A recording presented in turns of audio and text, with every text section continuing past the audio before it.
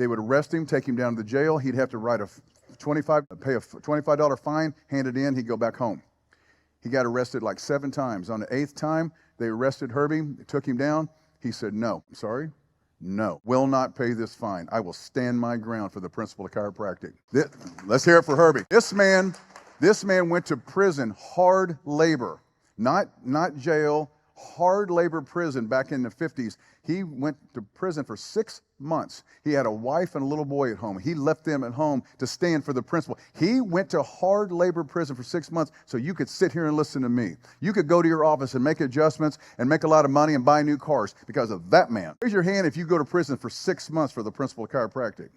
Not a hand better go up, because I know I wouldn't. I don't have that. My question to you is, why? Why did he do that? And we're going to talk about that. This man, Leo Spears, Denver, Colorado, he had a hospital, a chiropractic hospital with 3,000 beds. He was seeing so many people. There's videos of him on YouTube if you want to find it. It's like black and white. They got, back then, polio and all the different diseases were running rampant, and they had kids coming in with the cages around their legs and walking with walkers and all these different things. And then you see the videos and they're doing cartwheels and stuff. From chiropractic. You just said that physiology and anatomy hasn't changed. What's changed? He had kids coming in, pushed in wheelchairs, doing cartwheels out of that hospital.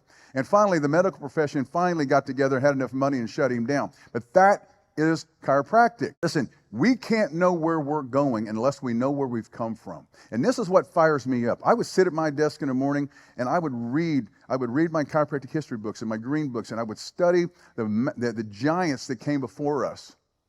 The real chiropractors, the real ones. Here's what I want to ask you guys. I want every chiropractor in here, and every chiropractic assistant, and everybody that's got anything to do with this profession, I want you to ask yourself this question, because this is what I ask myself. This is what fires me up. This is what drives me all across the world to come stand up here and yell at you guys.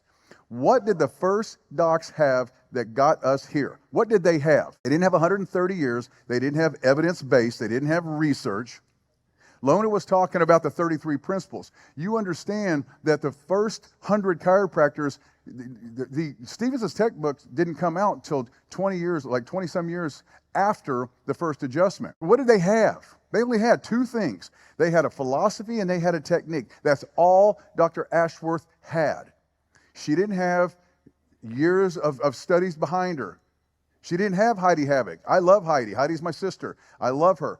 Thank God she's doing it. Thank God Lona's doing what she's doing. Thank God you're doing what you're doing. But I want you to put yourself in the very first 100 chiropractors. What did they have? Why did they go out into the public? Why did they go out into their towns and get thrown in jail and get arrested, tarred and feathered? Herbie Reaver, he had some guys, he was taking care of a baseball team from, I forgot what country it was, but what the problem was, where he was at, the baseball players were coming from another country and they were dark-skinned. Well, the KKK found out about it and came through Herbie's back door and tried to kill him. They beat him almost to death with a 2x4. For practicing chiropractic, his wife Millie gets a phone call from the hospital, said, you got to come do something with him.